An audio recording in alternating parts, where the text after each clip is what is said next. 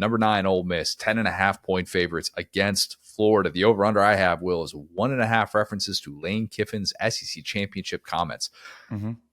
If you missed this somehow, feel like it's been the only thing that's been discussed on SEC internet lately, and I'll just say internet and leave it at that. Lane said this week that he talked to other SEC coaches who don't want to play in the SEC championship because the risk of getting knocked out of the playoff outweighs the reward of a bye. I think the easy thing to do is to clown Lane and just say like, hey, stop complaining, go in wherever you're told to go in, stop getting into the semantics of this and all that. I think Lane is doing this, and I think he's at least acknowledging the obvious, right? The SEC is going to have at least 1 2-loss team in its conference title game. Could even be 2 of them. I mean, that is still on the table, depending how this plays out with Texas and Texas A&M.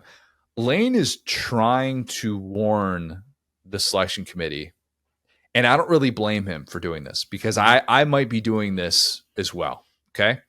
He is saying, look, if you punish a team for reaching the SEC championship or any conference championship, by the way, if you punish that team for playing in a conference championship and instead putting in teams that are going to be idle during conference championship weekend, you will have a mutiny on your hands and you will do the exact opposite thing of what you are trying to do by incentivizing these conference championships, which currently are being incentivized more than they ever have been before by being rewarded with an automatic bid and a bye if you are one of the 4 highest ranked conference champs. Okay.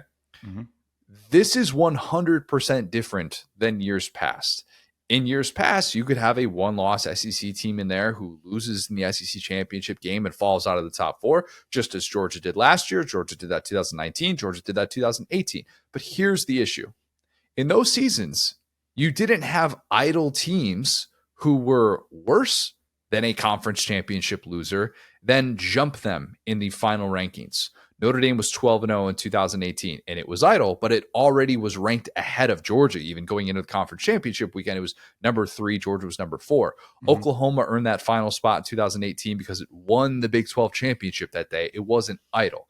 That is entirely different than if Georgia or Ole Miss reached the SEC championship because it's better than Tennessee, but then because Georgia or Ole Miss loses in the SEC championship, it then gets left out and Tennessee gets put in at 10-2. Okay.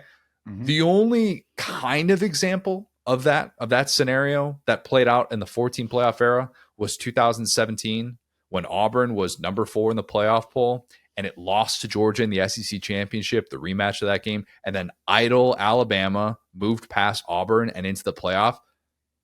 I'd argue that's slightly different because you were comparing a 3-loss Auburn team to a 1-loss Alabama team.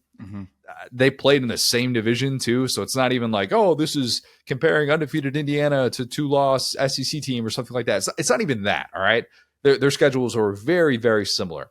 That's still not like, oh, Alabama is ahead of Georgia, Ole Miss, and Tennessee. But then, oh, Alabama loses and falls behind, all 3 of those idle teams because it had 1 more loss and 1 more game. Do you get kind of what I'm saying with this and why there is, I think, an actual gripe that needs to be out there and needs to have people at least aware of this going into conference championship weekend? Yes, 100%. Much to say about this. I obviously, I'm not going to go into all of it, but I will say this. Remember, I'm consistent about this. Lane Kiffin is currently winning. Okay, Kiffin's hot right now. So if Lane Kiffin were number 15 or number 20 and had lost like a random game and was out of the conversation, everybody would be, Lane Kiffin, you loser. You'll never make it, so you don't care. Now he is objectively, and this is how I would feel almost regardless about something like this, where it's just objectively kind of a good point. This would be a thing I would support Lane Kiffin, but say you're not a good messenger for this if he were out of the conversation. Now the fact that Lane Kiffin is in the conversation means that we can have someone who's a stakeholder speak on it, which Lane Kiffin is often it's like he's like the best unconventional coach. You know what I'm saying? He's like there are plenty of coaches who would say weird stuff like this, but they would never be in a position where it would matter for them. Outside of maybe like a Dabo who will give a quote that you're just like, all right, man, and nobody actually really cares at this point. So I'll say that, I think Lane, to your point, a little bit of gamesmanship. I always love that, unless it's faking an injury. Still talking to you, Lane. Number two, he's making a logical point and he's being real. I don't like coach speak, so I like some of the stuff Lane says.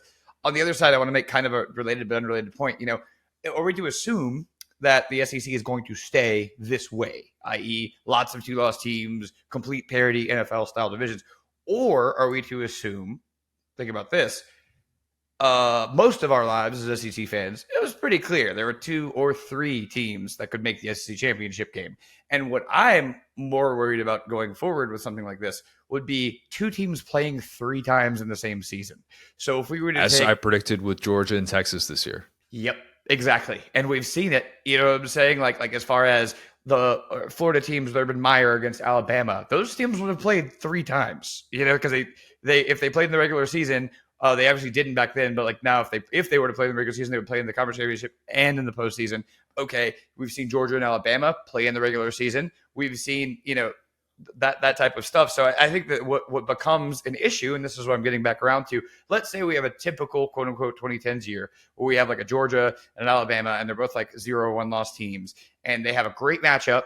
And no, that'd be divisionless. Okay, let's do 2011. I think that's an easy way to do it. LSU, Alabama. LSU wins at home. Let's say we do divisionless. Okay, they have a rematch in the SEC championship. Let's say Alabama wins that game. Radical thought. Okay, well now let's say you get some random other SEC team like Georgia or whoever was also good that year, right? And they sneak through the playoff.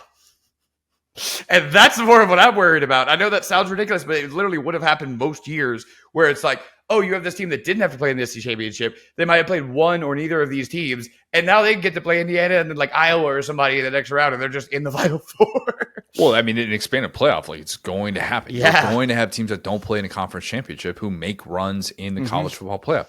That's fine. You've opened up the door for that to happen. I'm not resisting that. I think that's an entirely different conversation. I think the more concerning thing is having teams that legitimately are posturing late in the season and doing the exact thing that people feared could happen in the 12-team playoff era, which is this is blah, blah, blah. This shouldn't matter. We need to actually lose a game like this so that we don't end up playing in a conference championship. That even if that's a conversation for the integrity of this sport, that is so bad. It is so unbelievably bad that all the selection committee has to do. This is all I'm asking. Okay, I'm not asking for the selection committee to get wild and have some radical way to approach this. But you're already potentially, it's at least on the table that you might have to approach this for Army Navy, a game that's being played after the selection committee will make its final field of 12. That's the funniest wrinkle ever, by the way. Good catch there. Yep. If Army can somehow beat Notre Dame, this would be a scenario that they would actually have to approach. All the selection committee has to do is say, hey, let's reward the winner, the winner of the whatever conference championship game, all right, and make this a true reward instead of one additional test for a team that you yourselves have already admitted is worthy because they're ranked ahead of idle teams.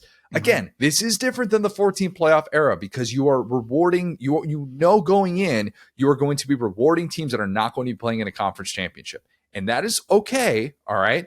But there is still an unbelievable precedent to set here. If you all of a sudden drop that team out of the top 12 or top 11, I guess it could be just because it plays in a conference championship game and loses. If you're sitting there at number 8 all of a sudden, and you're at number 8 going into conference championship, and then you suffer that third loss, and all of a sudden you're like, oh, I guess you're number 13 now, and these teams that weren't in there get to move ahead of you because you lost this game, that would be a really bad precedent to set, okay? Yep. And I get it. Like, there will be an eye test thing. What happens if you lose by 56 points? I still wouldn't even be crazy about that. I don't like that. I really don't. Okay. The only exception that I would say that scenario is fine if a team that would be in the field going into conference championship weekend gets passed up is if like the number 11 team going into conference championship weekend loses a conference title game and they fall because you have to put a conference champ in that was outside of that top 11 because they're going to be earning automatic bids by virtue of winning their conference. So does that all kind of make sense? I realize that's not directly related to this game, but it is kind of a thought. And for those who are just watching the breakdown of Ole Miss and Florida, I know we're going to get to the game in a second, I promise here. But this is obviously a huge headline in college football. And it's a real defining moment, I think, early on with the 12-team playoff.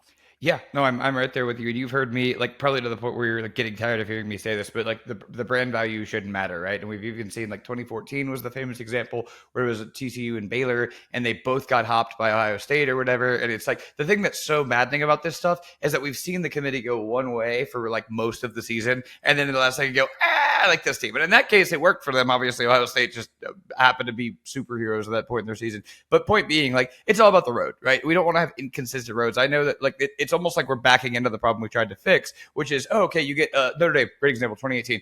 Oh, this team hadn't played anybody. Da, da, da, da, they're going to get in. Okay, cool. And then you have this battle-tested SEC team that's been through all this stuff. So it's that we start off with the BCS or the AP and split national titles, and we need clarity. And we end with like some of these SEC teams playing an extra SEC game against a great team, and possibly getting a bye, possibly getting other stuff. But yeah, so I think that's it. So we're trying to push for fairness at a time when, as we're learning, sports just are fundamentally not really fair. Yeah. Very, very true. Yeah. In a lot of different ways. A lot of different ways to interpret that. The good news for Lane's wish, Ole Miss won't get into the SEC championship unless it beats Florida and Mississippi State. Plus, they would need all of these following things to happen. They would need A&M to lose to both Auburn and Texas. Okay, not crazy. We're gonna get to the A&M Auburn game, a very small spread on that one, and then I would expect, depending on how that goes, A&M could be an underdog for that game against Texas. Would also need Alabama to lose to Oklahoma or Auburn, so Alabama can't run the table, and then would need Tennessee to lose to Vandy. All of those things would have to happen. That's essentially the parlay that Ole Miss would have to hit to play in an SEC championship, make it to Atlanta for the very first time in program history. I'm not sure what those odds are. It's a long shot. It's a long shot for all those things to hit. By the way, if you're looking for scenario breakdowns to waste an afternoon or something like that, and you want to just draw up every possible scenario, bball.notnothing.net. Okay. That is the site. I bookmarked it the other day. I spent an entire morning on it. I did an entire rooting guide for SEC contenders. bball.notnothing.net. Okay. And you can click on every possible scenario, and it will sim it out of who goes to the SEC championship, who doesn't. And you can do this for all the conferences, by the way. Yep. It is fantastic. C. Wright told me about it the other day, and I was a little bit skeptical at first. And you kind of look at the website and wonder if this is made in 2004. And then you very quickly realize, oh, no, this is a really good resource and can really help kind of figure out what all this is going to look like over the course of the next 2 weeks. So Ole Miss in a very favorable spot to avoid the issue that Lane brought up. Is it in a favorable spot to win this game? Debatable. Kind of a full circle game for Lane in a few ways. This is the Florida team that he made his Ole Miss debut against. They lost that game in Oxford 51-35. It was a fun back and forth game, kind of a microcosm of that 2020 defenseless season that we saw. That was one of 3 times that year that Ole Miss lost while hitting 35 points. In his first 3 seasons at Ole Miss, Lane Kiffin's teams lost 10 games when it hit 21 points. In 2 years with Pete Golding as his DC, Ole Miss is 18-1 when it hits 21 points. And again, that loss was a game, Death Valley at night a few weeks ago. LSU had 1 touchdown in the first 59 minutes. Different story after that, but pretty impressive. This is also for Lane Kiffin, the job that many wondered, myself included, if he would leave for. If you do want to show that you're at a different place with your program, you avoid a catastrophe loss like this. And I don't say catastrophe to disrespect Florida, who has played much harder in the second half of this season and is obviously coming off of what I dubbed the biggest win of the Billy Napier era. Don't mean any disrespect to Florida, but I mean catastrophic from a standpoint of you got over the hump against Georgia. Your path to the playoff is win these 2 games as at least 9-point favorite. You will be, if you are the program that has turned the corner, you don't lose a game like this. I am really encouraged by what we saw from the Florida defense last week, what they did against LSU. They could have more success dialing up pressure against an Ole Miss offensive line that's been up and down this year. Some good moments, some not as good moments. I think this could end up being a 1-score game that Lane's got to sweat out. I could definitely see that happening. But I'm going to say the return of Trey Harris, who is expected back for this one. Finally, he's still, I think, leading the SEC in receiving. He's a Biletnikoff Award finalist, even though he hasn't played in a month. Unbelievable. I think his return is going to be honestly. He's been awesome. And what he did in the first part of the season, his body of work obviously has aged pretty darn well when you consider how tough it's been to catch up to him. So I'm going to say that he plays a big part in Ole Miss victory. Ole Miss wins 28-21. Yeah, there are kind of two likely outcomes here, each of which would be hilarious. Outcome number one would be Ole Miss wins going away, which I mean, like 9-point spread is about. I mean, that's like 10.5 point spread. That's going to be 2 possessions, like controlling the game. Like one of the funny outcomes would be Florida kind of getting smoked by Texas, beating LSU pretty comfortably, and then getting smoked by Ole Miss. I think that would actually be the funniest Brian Kelly outcome, i.e. like just like for the SEC. The other super funny outcome would be Billy Napier upsetting Lane Kiffin after the vote of confidence, after all this stuff. And so like I think that either way, this game was one that I scheduled or that I circled very early as you did. It's not like that was some breaking brilliant thing. But at the same time, like, we said, okay, by this game, I think you're going to kind of know what's going on with Florida. And we do. Like, Billy's coming back. I think that ship has kind of sailed for this season. I don't think there's really an amount that Lane Kiffin could run up the score that's going to make him Florida's next coach next year. But you agree with that?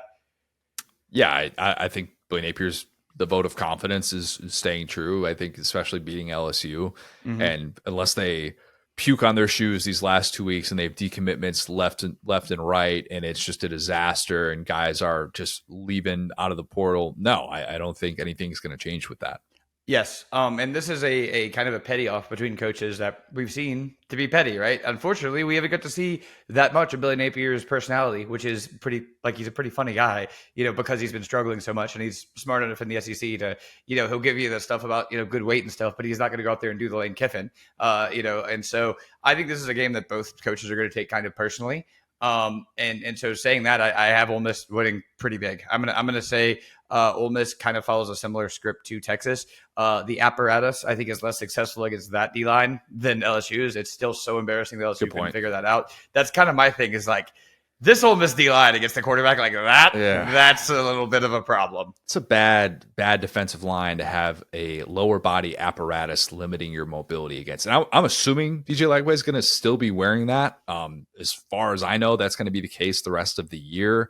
Mm-hmm. You need your mobility, and he could still be mobile within the pocket. We gushed about that throw that he had to Eli Badger last week. That was just, oh my God, put that at the top of every DJ Lagway highlight reel. And I am excited to see a full game of him against a really good defense. Obviously, he gets hurt late in the first half against Georgia, a first half in which, I mean, let's be honest, it was the one splash play, and that was pretty much it to that point. But Florida was still at least a little bit more competent offensively. He's unable to play in the Texas game, of course. So hopefully this is going to be DJ Lagway for 60 minutes against an elite defense. And that in itself is very interesting moving forward in what that means for him and his future. But you're right. I think the mobility being limited, this is a tough matchup for him, and it's a little bit more of an offensive struggle for him to be able to hit on some of those splash plays. Yeah, I'm with you real quick. I think that, at home, getting the juices going, LSU is sure to be thin, like especially on defense. So when you kind of have that juice, funny enough, kind of the way that Florida did, we talked about it in the game against Utah, where they like had the juice for a game. That's like how it felt against LSU, where LSU was unable to really get through, didn't force turnovers, didn't have bad sacks. And I think that Ole Miss is already, they're hitting their stride at the right time. And I do think Ole Miss is going to play pretty well here now. Again, would be kind of funny if they did. That things would definitely be shaken up in a hurry. And there would be a lot of people pointing to Lane saying, hey, good news for Lane. Don't have to worry about playing in an SEC championship. No playoff for you, buddy. Yeah, congratulations.